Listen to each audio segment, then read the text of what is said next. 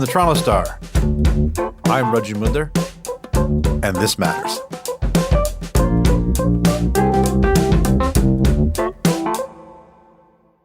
If there is an apocryphal story of our times, it's that every Bitcoin bro has lost a hard drive somewhere that could have millions of the surging cryptocurrency on it.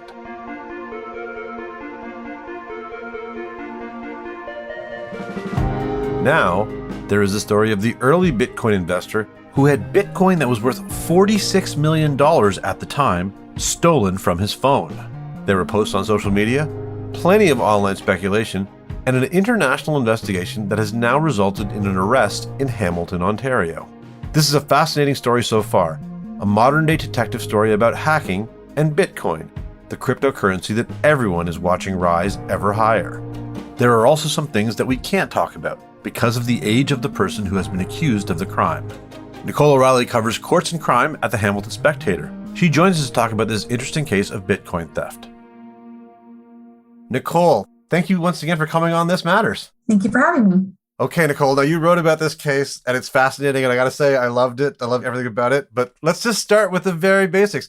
Are you into crypto at all?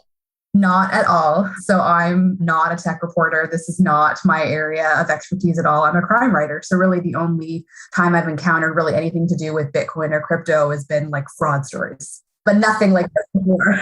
Right. Well, this whole thing starts with Bitcoin, obviously the rocket ship of a cryptocurrency that just keeps rising in value. And honestly, what we have are what the authorities are calling the largest ever cryptocurrency theft from a single victim. I do not want to get ahead of us. Nicole, let's start with the facts of what happened here. It's a story that I believe starts in California, but is now focused on Hamilton. What happened? That's right. So this would have been back in February of 2020, and the equivalent of 46 million Canadian in Bitcoin was stolen from a single victim through what's called a SIM swap hack. And, that was 46 million Canadian back in February 2020. The amount that would actually be worth now is, exponentially more. That's one of the aspects of this case that is crazy. Okay, let's just, start with the basics of this. Let's talk about the victim. This is a man named Josh Jones. What can you tell me about him?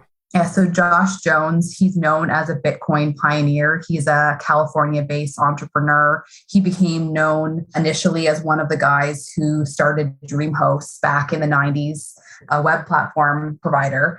And essentially, he's been involved in all kinds of different tech businesses over the years. But yeah, really well known for being basically one of the early investors in Bitcoin and probably one of the, only few people who would even have that much Bitcoin able to be stolen from, their wallet on their phone. Let's talk a little bit about how this happened. The investigation, it started in LA with the FBI, right? What happened there? Right. Essentially, Josh Jones went to the LA FBI, and that's where the investigation began. The way that this theft happened, it's called a SIM swap hack. And essentially somebody calls up your cell phone provider and tricks the provider into thinking that they are the actual phone owner and has the number switched over to a SIM card that they own, because then now they can control your phone and they can intercept anything, right? So it could be they could get into your Instagram, they can get into your email, they can get into your photos. In this case, they targeted Josh Jones and he had 46 million Canadian worth of Bitcoin in his wallet. So he sees this theft happening. He goes to the FBI in California.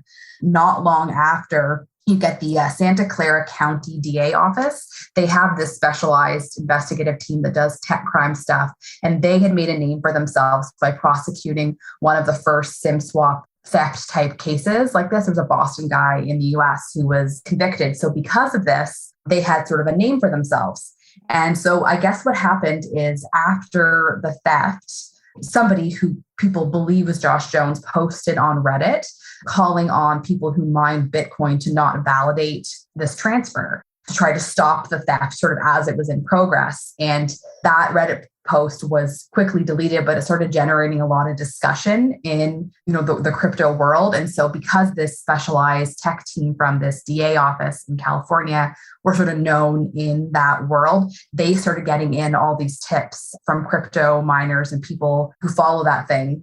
And they started bringing in information. And then from there, it grows and you start getting all these other agencies in the US involved. And eventually, as funny as it sounds, Hamilton Police got the call in March because some of the stolen cryptocurrency had been traced to a purchase in Hamilton. Okay, there's so much stuff in there we want to talk about. So first off, I want to talk a little bit more just about the SIM swap hack, because I find that this is very interesting because, obviously this seems like a level of sophistication. SIM swapping is not that sophisticated as a crime, right? It basically takes a little bit of knowledge and some social engineering, right?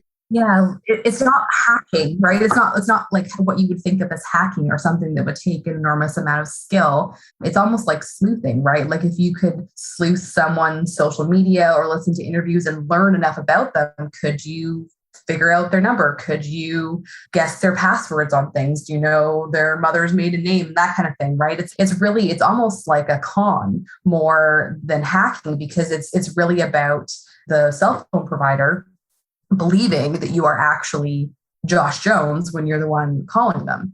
And it's not necessarily anything that specific type of hack or whatever you want to call it. The attack is not anything specific to do with cryptocurrency, right? It's been used to leak photos of celebrities, and there's been all other ways that it's been applied. Basically, it's a way for somebody to get into someone's phone. Right. And, this is one of those things, yes, information you need, probably the number, the company, and then, yes, obviously some information on the person. Now, of course, getting access to someone's phone is really interesting because I don't know about you, but everything I use now requires two-factor verification. So whenever I try and do something comes to my phone. And if you can duplicate someone's phone here, as in this situation, clearly they got onto his digital wallet that was on his phone that had 46 million of Bitcoin, right? That's right. Yeah. And they talk about that. It is the two-factor authentication, right? So if you're controlling the person's phone, then you're controlling that access too, and you can get into anything that is saved on their phone. And yeah, that's my understanding, that he would have had all that in Bitcoin stored on the wallet on his phone, which is part of that Reddit post that I mentioned earlier that was taken down, as a lot of the commenters on there who were kind of figuring out and saying, this must be Josh Jones, saying, what are you doing with that much Bitcoin on your phone in a single wallet? He's a funny, smart guy if you listen to some of the interviews that he's done over the years. And it's almost shocking that he would have done that. Because, again, I'm no Bitcoin expert, but I feel like that's kind of like maybe Bitcoin 101 would be to not leave that much on your phone. But maybe I'm wrong. Or spread it out to other wallets, exactly. Basically, right? Yeah.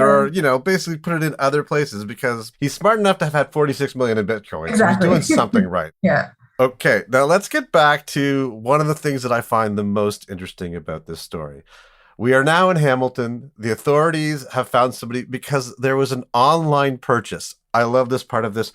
What is the online purchase that has brought the authorities to Hamilton? So remember, we're talking about allegedly a 17-year-old boy who's charged in this theft, right? It was a gaming name, an online gaming name. And he allegedly used some of this stolen Bitcoin to purchase this rare or uncommon gaming name. And people noticed it and flagged it for authorities. I don't know what the gaming name was. I don't know exactly how it was purchased or who from or anything like that, but it was essentially an online gaming name is how authorities found him. Are you a gamer at all, Nicole? Not at all. Okay, I am a gamer. I'm going to pick this up a little bit. Yeah. This guy is 17, so he's probably been playing video games about 10 years of his life, I'd say. I've been playing double that, and even when I signed up for my gaming name, I had to put some weird combination. And I've had it through like 5 generations of gaming now. So let's just say this guy's name is Tom. I could bet that he was he's also 17. What else could he spend money on? So I could bet that he probably spent an incredible amount of money on Tom because his real gamer name is like Tom Billion 7 or XXS or some sort of weird thing. So I think that is what has occurred here. What I'm curious about, though, do we have any idea of platform, anything like that? I assume no, because obviously No. we're trying not to identify him right now, right? Because he's a young offender, and we should talk about that. Yeah, just like you said, he was 17 when the alleged offenses occurred. So he's charged under the Youth Criminal Justice Act, which means we can't name him ever. And because of that, the authorities in Hamilton, police here, are being very, very careful with what they're saying. So all they will say is that it's a gaming name, an online gaming name, and that it was rare, but they had not said anything about the platform. Yeah, or exactly how that purchase took place. We'll be right back.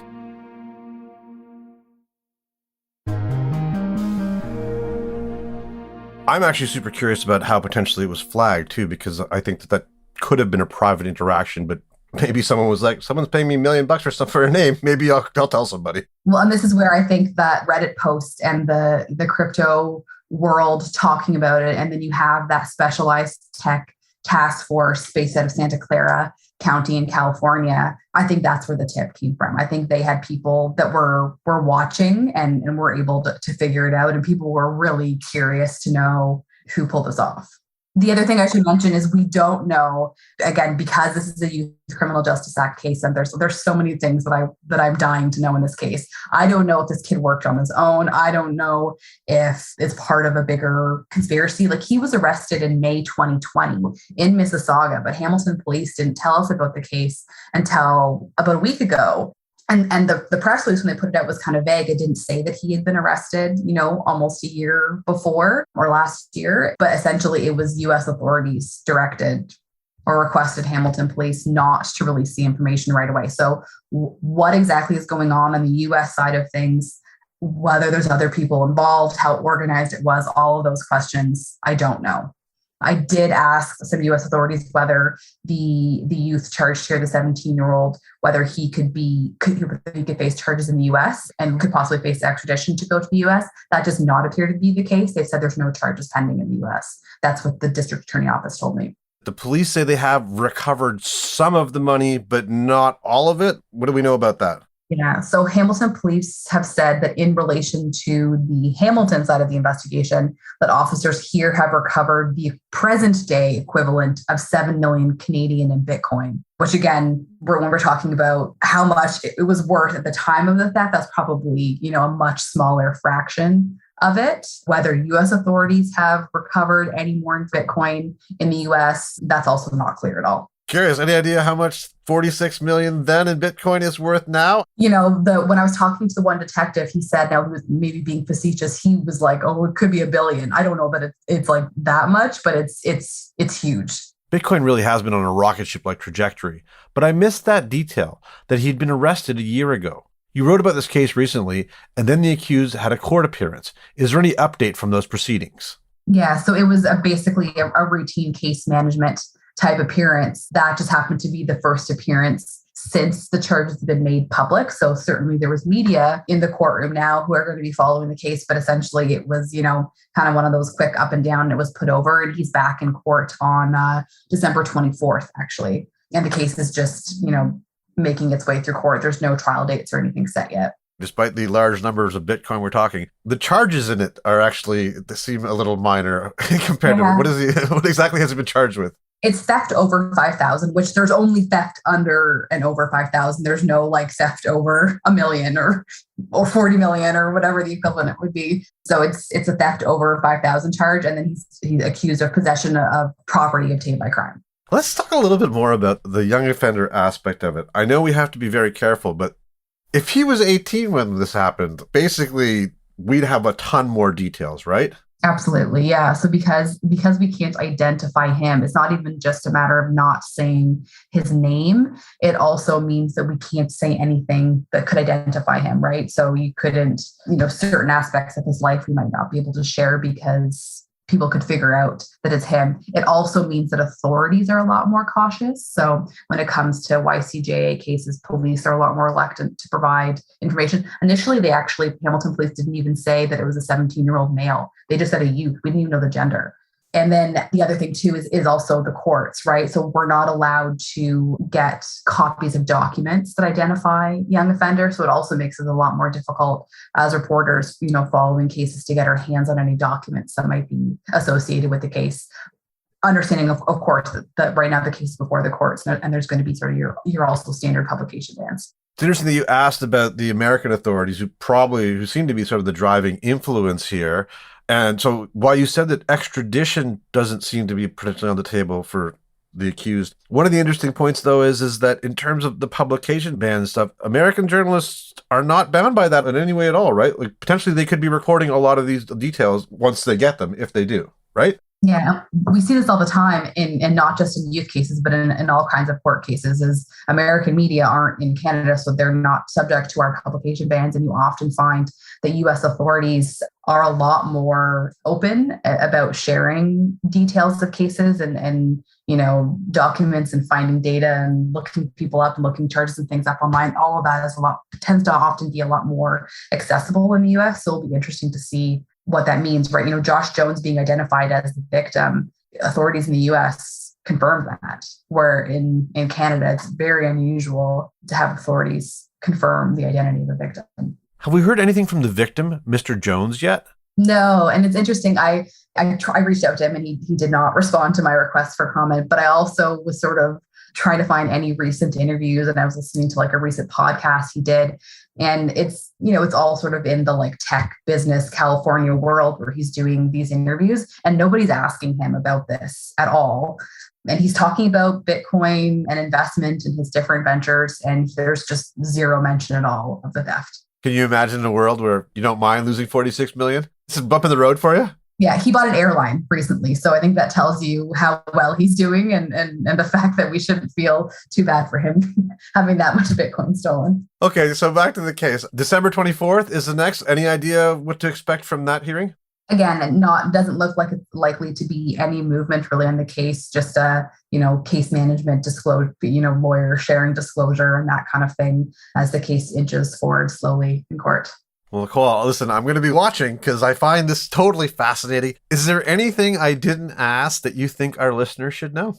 I don't think there's anything else that I know at this moment other than, there's just still so many unanswered questions. Like I find this case so fascinating. I am so curious. I want to know how I want to know how this happened. I want to know if there's other people involved. I want to know if the US authorities have recovered money. Like there's just so many threads to pull at here, and hopefully we'll have some more answers soon. I've got to say the thing that I love is you have, obviously someone, a criminal who's sophisticated enough to pull off this type of heist and then get caught because he bought a stupid online gaming name. So I love that aspect of it. Nicole, this has been fantastic for us. I really, really want to thank you for your time today. Thank you. Nicole O'Reilly covers courts and crime for the Hamilton Spectator.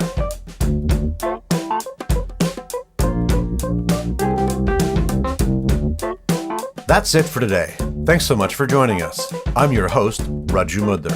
Our This Matters team is Brian Bradley, JP Fozo, Matt Hearn, Morgan Bachneck, Saba Etizaz, and Sean Pattenden. Our music is by So-Called, Mike DeAngelis, and Sean Pattenden. We want to hear what stories matter to you. Please send us comments, questions, or ideas to thismatters@thestar.ca. Please consider supporting the journalism the Toronto Star newsroom does at thestar.com/subscribingmatters. And don't forget to subscribe to This Matters on Apple Podcasts, Spotify, or wherever you listen to your favorite podcasts. Let's talk soon.